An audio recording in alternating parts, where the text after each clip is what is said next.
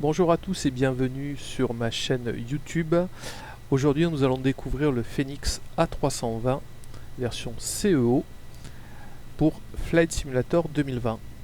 Alors l'idée de cette petite vidéo, c'est de vous faire découvrir donc cet appareil, les fonctionnalités assez inédites qu'il propose dans un vol assez court entre Marseille et Bastia. Le Phoenix A320 est proposé sur le site directement de Phoenix Sim pour la somme de 49 livres 99, ce qui fait un petit peu plus de 60 euros. Si vous avez des questions sur le simulateur et que vous ne trouvez pas les réponses dans la vidéo aujourd'hui, n'hésitez pas à laisser les commentaires, j'essaierai de vous y répondre au plus vite.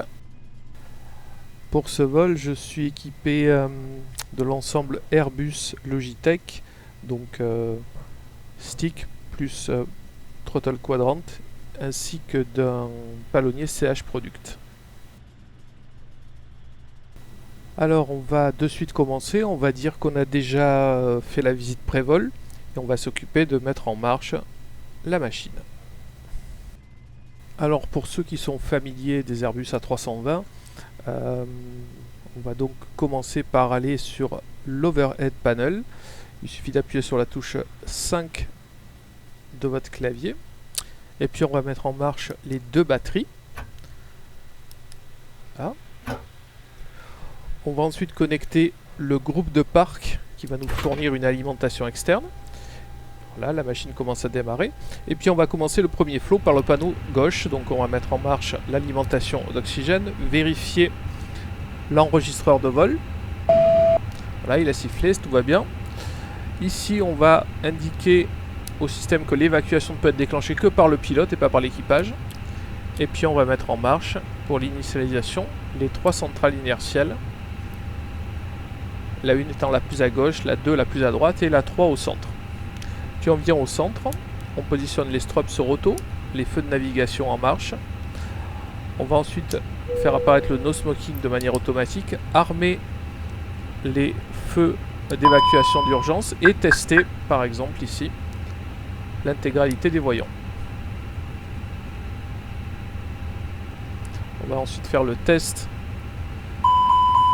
alarme incendie de l'APU, puis celui du moteur gauche, moteur 1, puis celui du moteur droit. On va aussi tester les détecteurs de fumée dans le cargo.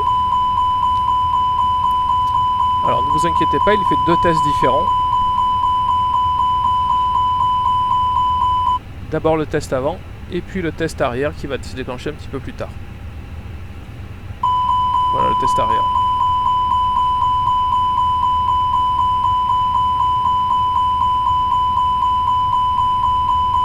On va ensuite vérifier le GPWS en appuyant sur ce bouton. Sync rate. Pull up. Terrain. Terrain. Pull up. Too low. Terrain.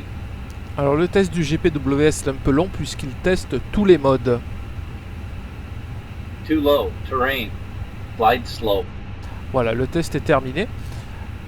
Donc on va aller regarder quelque chose qui est un des points forts du Phoenix Simulation, c'est l'EFB. L'EFB qui est livré en standard dès aujourd'hui et qui va nous permettre de faire pas mal de préparation.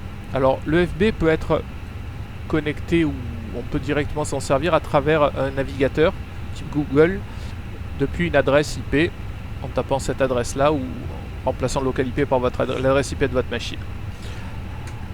Alors première application, c'est l'application Phoenix qui va nous permettre, comme vous allez le voir dans un instant, d'importer notre SimBrief, notre plan de vol SimBrief. Donc il est importé. Donc la LFML, LFKB. On va pouvoir changer le temps prévu de départ, c'est-à-dire à quelle heure Zulu on doit partir. Donc en ce moment on est à GMT plus 2. Donc en France il est 18h40. Où il va être 18h40 quand on volera, pardon. On peut voir les métards de l'aéroport de départ, de l'aéroport d'arrivée et de l'aéroport de déroutement, alternate. Si vous êtes utilisateur de VATSIM, on peut utiliser aussi le Digital Lattice que vous voyez grisé. On va voir notre route, donc la route qui a été calculée sous SimBrief. On peut voir aussi, alors là, voilà, notre route qui est assez basique.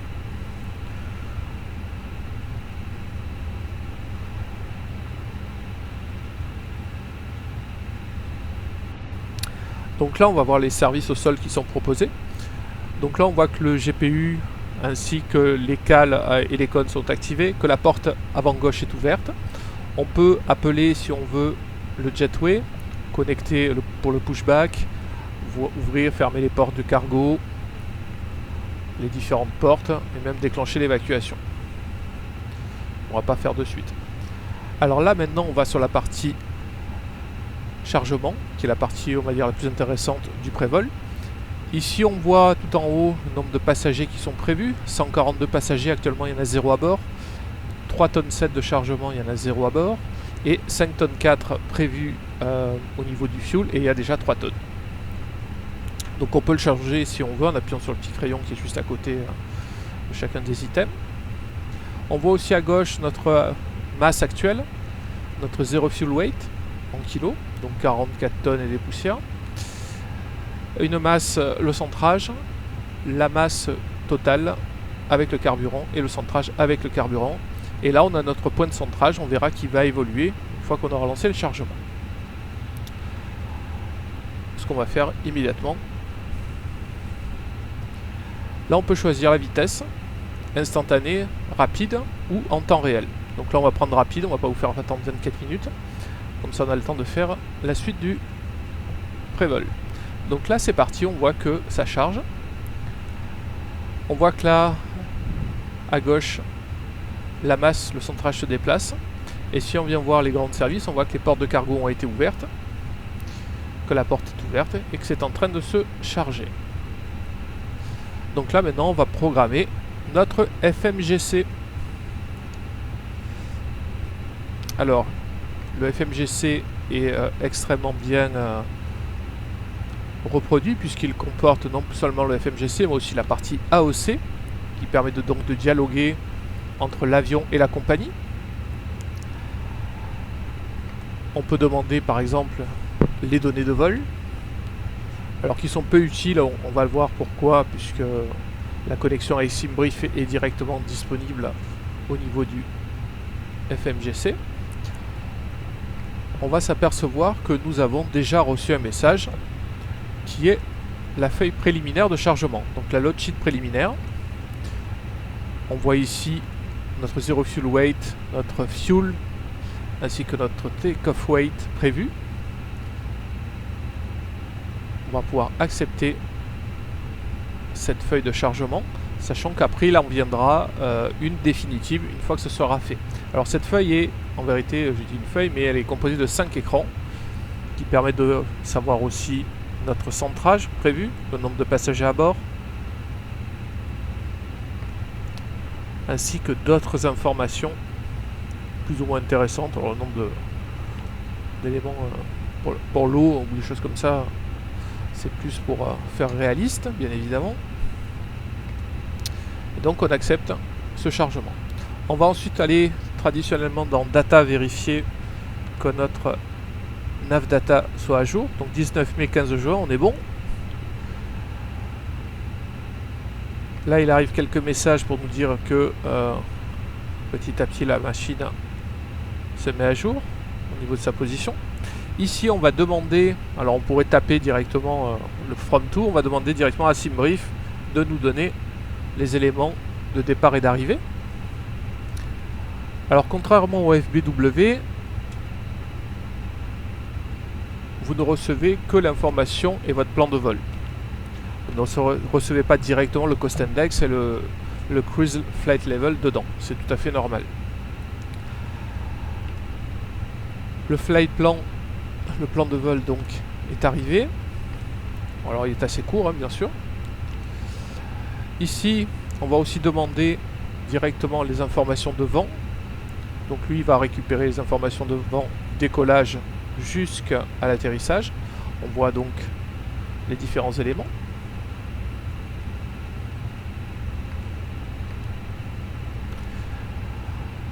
Alors dans le plan de vol, pour l'instant, on ne les voit pas encore. Ça va petit à petit se mettre à jour. Il y a encore quelques secondes avant que les éléments soient disponibles dans le plan de vol, les éléments de vent et le calcul, bien sûr.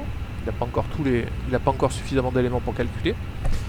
On va ensuite rentrer notre cost index et notre niveau de vol.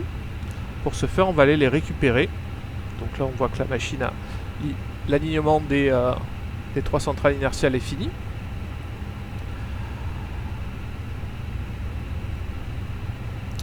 On va aller maintenant sur une autre application qui est le Pilot Brief de l'EFB.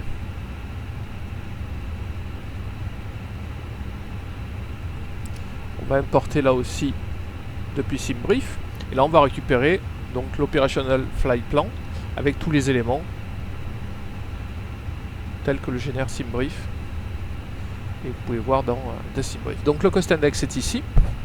Le Flight Level, il n'y en a qu'un, puisqu'il n'y a pas de Step Climb ou quoi que ce soit. Ce sera le niveau 290.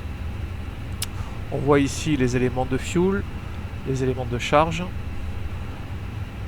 etc. Le Zero Fuel Weight, le fuel, tel que les a générés SimBrief. Alors on verra qu'à la fin, le Phoenix va rajouter un petit peu des éléments. Il peut rajouter au dernier moment des passagers, des choses comme ça. Donc on va commencer par mettre notre Cost Index, notre Cruise Flight Level, la température ISA, on ne va pas chercher voir si elle a été modifiée, on va laisser celle qu'il y a. Le Zero Fuel Weight et le Block Fuel.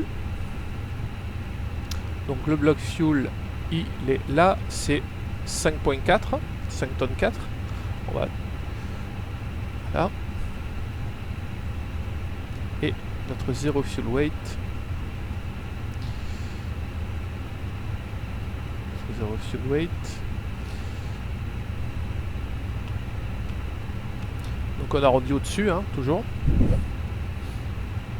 Alors il y a des compagnies qui rajoutent quelques centaines de kilos, ça dépend lesquels, par sécurité. Et notre estimated Zero Fuel Weight pour l'instant est à 59 tonnes. On va pas encore mettre les éléments de centrage puisqu'ils ne sont pas définitifs. On va attendre d'avoir la load sheet définitive. Donc là, le système de calcul commence à fonctionner. On va voir qu'il arrive, voilà, les premiers éléments de calcul de l'ordinateur. Alors pour plus de facilité, on va mettre sur le MCDU de droite la TSU, comme dans la réalité, ce qui va nous permettre de voir les messages. Là, on va faire une demande de METAR sur l'aéroport de Marseille.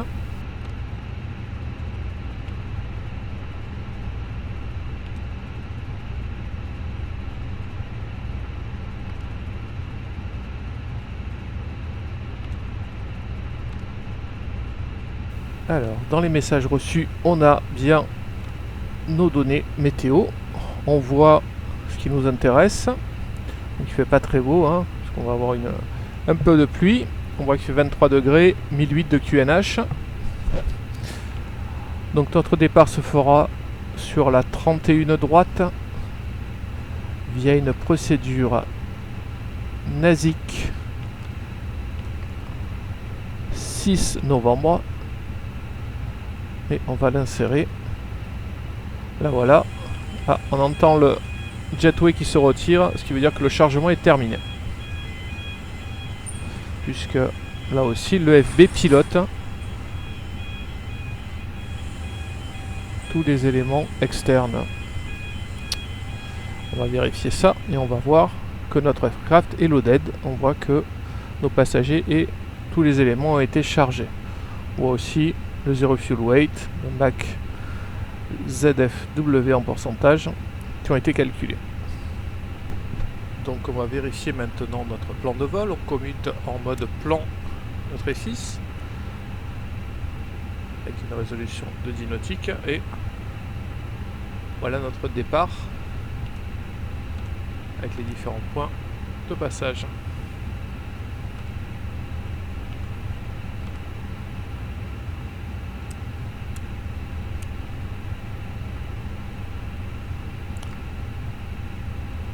On vérifie qu'il n'y ait pas de flight plan discontinuity. Là, on va regarder si on a reçu.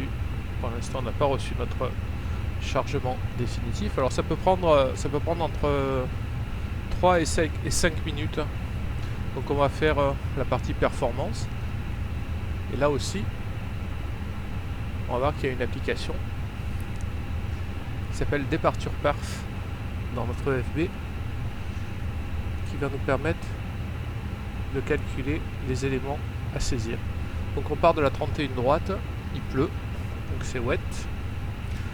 On va récupérer, alors là on va récupérer les éléments de la load sheet finale, c'est-à-dire le chargement final. Comme il fait chaud, on va garder les packs au départ. On récupère les éléments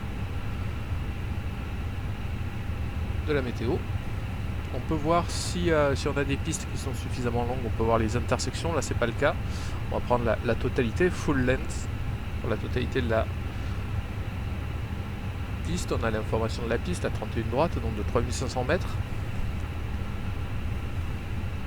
Et là on voit notre calcul de V1, V2, VR.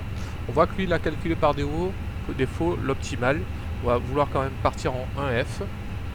Donc configuration de flap 1 plus F. Et voilà, là c'est recalculé. Donc V1 135, 145 de VR, 142, 68 degrés de flex. Donc la température assignée au départ moteur.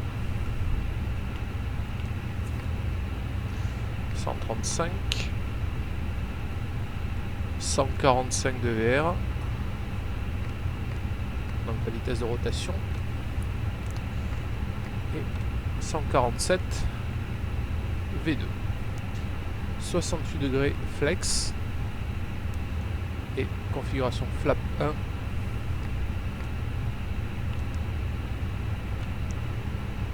Avec un réglage de trim au départ. Down à 0.2. Voilà. Donc là l'information est saisie. Il nous reste on attend toujours la load sheet qui n'est pas arrivée. On va vérifier quand même. Elle n'est toujours pas là. Il nous reste donc effectivement à saisir notre poids définitif, notre zero fuel weight, ainsi que notre centrage. Alors si elle n'arrive pas, on ira directement la voir dans le FB qu'il a déjà calculé. Donc notre route, on cale notre altimètre 1007. On va démarrer. On va ouvrir les pompes à carburant, les démarrer. Démarrer notre APU pour pouvoir faire le repoussage. Maintenant que le refueling a été fait, on met les seatbelts on. L'APU est en train de démarrer. On voit que les cams a changé en mode APU.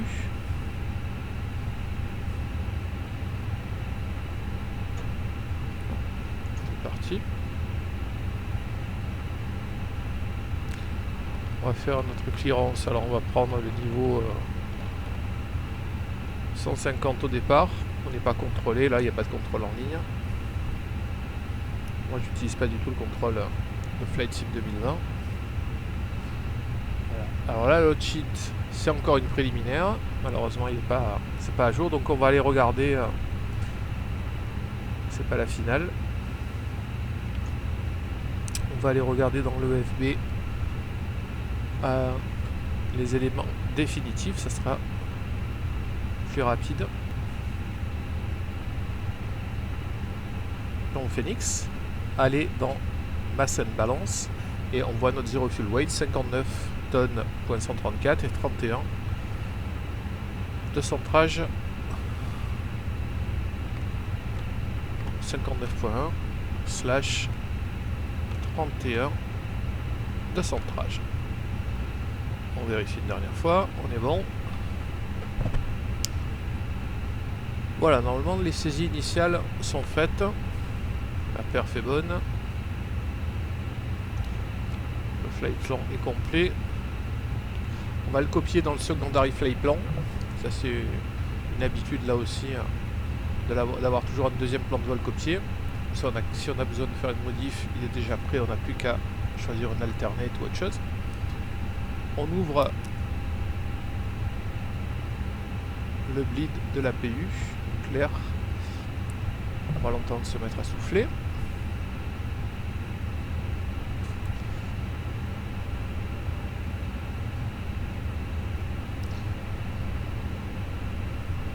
Donc là on a toujours...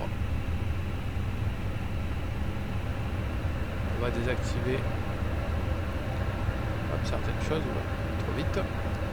Donc l'électricité extérieure est coupée. On a enlevé les cales, on va enlever le groupe de parc. Voilà. Tout a été fermé, hein. Toutes les portes sont bien fermées. On va revenir là. Sur la grande vol. Alors vous voyez, là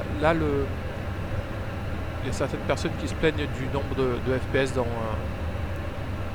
le Phoenix, mais si vous le réglez sur performance dans le logiciel de configuration, ça va très bien. Vous verrez qu'en vol, il n'y a pas de souci. Donc là, on met en marche le beacon, donc les feux anti-collision. On a utilisé le pushback intégré. On va mettre l'affichage du VOR, il est en sélection automatique. On va préparer aussi le transpondeur, on va lui affecter le code 32.0 unité. On l'activera une fois qu'on aura quitté le poste.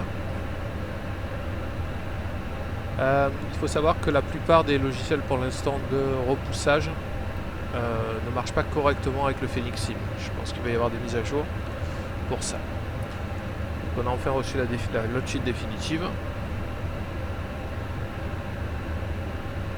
Et on repousse. Alors on repousse, il commence, c'est à nous de virer le frein de parc. Et on va commencer la mise en route des moteurs. Donc là c'est du traditionnel sur Airbus.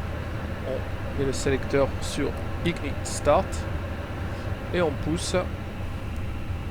On va commencer par le moteur 2. On pousse le contacteur du moteur 2. Donc là c'est parfaitement simulé, on voit en bas la valve qui s'ouvre, le système a priori c'est le B, système d'Ignite B qui s'est mis en marche.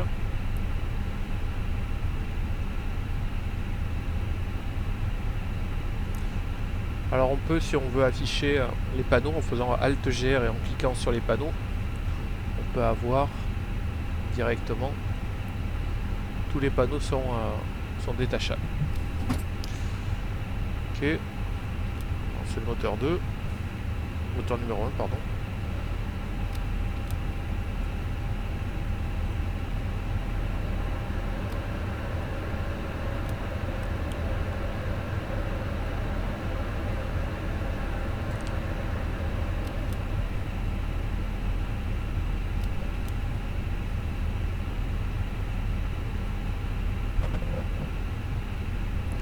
On arrête le repoussage, on met le frein de parc. On déconnecte le tracteur de repoussage.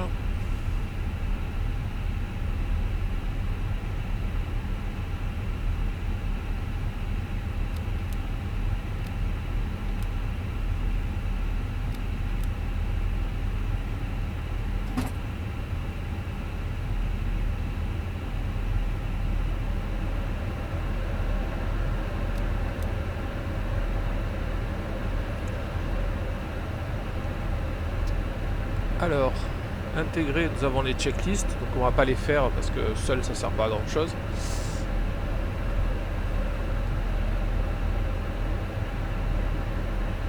Vous les avez d'afficher. Donc là on se remet en mode normal. On va couper le bleed de l'APU et l'APU. On va allumer les feux de taxi et les feux latéraux de circulation. Sur ça on est prêt. Alors l'A320 de Phoenix c'est la version, donc comme je disais, CEO, Classic Engine Option, donc des moteurs moins puissants et plus gourmands que la version de l'A320 Neo. Donc il faut un petit peu mettre un peu plus de puissance pour qu'il commence à rouler. Il faut même maintenir selon le poids et selon la déclinivité les taxiways, vous risquez d'avoir besoin de mettre un peu plus de puissance. Il ne va pas avoir tendance à rouler tout seul, à garder une certaine vitesse, même en mode idle. Donc on va pouvoir ensuite vérifier le fonctionnement des différentes gouvernes.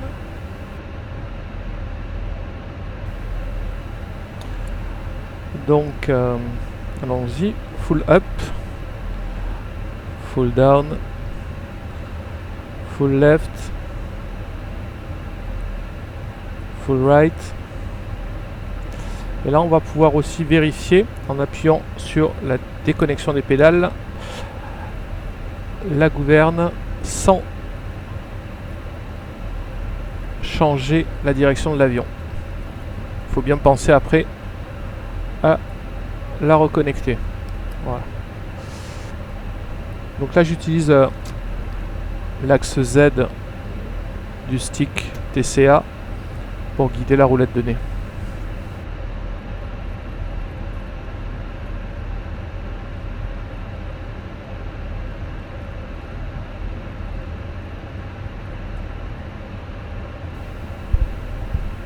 Donc là, l'avion affiche automatiquement le briefing de décollage. On voit qu'il faut que j'arme les spoilers, ce que je vais faire immédiatement. Donc là, on va appuyer sur le take-off test. On voit que tout est OK, take-off normal. Donc là, le FMGC a vérifié que les données que j'avais rentrées étaient valides, sinon il vous met une erreur. Et on va poursuivre en indiquant, là j'ai activé les contraintes au départ. Et on va poursuivre notre roulage jusqu'au seuil de la 31 droite. Donc là je vais vous montrer le radar. Alors pour l'instant il n'existe que le radar terrain, qui n'est d'ailleurs pas un vrai radar terrain puisqu'il est basé sur des données internes et non pas sur le mode radar, puisque pour l'instant le radar n'est pas actif et le sera dans une prochaine mise à jour une fois que le software update 10 de Flight Simulator 2020 sera disponible.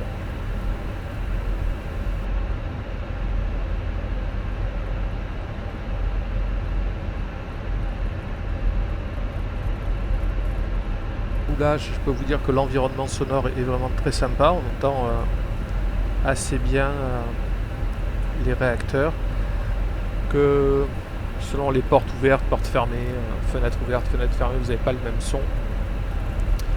Qu'il existe une cabine que je vous montrerai un petit peu plus tard. On entend aussi les vibrations, c'est assez bien fait, il y a pas mal de basses. On reconnaît bien les bruits des CFM56 B4, ce côté diesel qui tourne, c'est assez bien fait.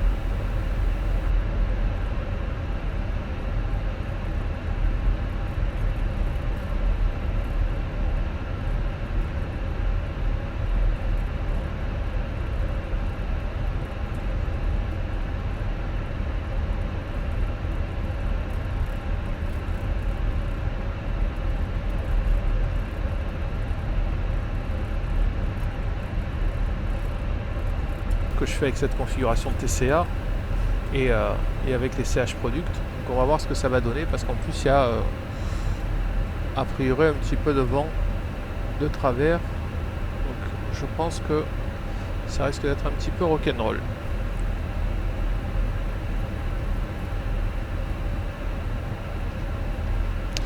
Donc on s'approche du seuil de piste, on va dire qu'on a l'autorisation de décoller, on va poursuivre. On va mettre notre TICAS et nos feux, nos feux d'atterrissage ainsi que le feu de la roulette de nez en position take-off.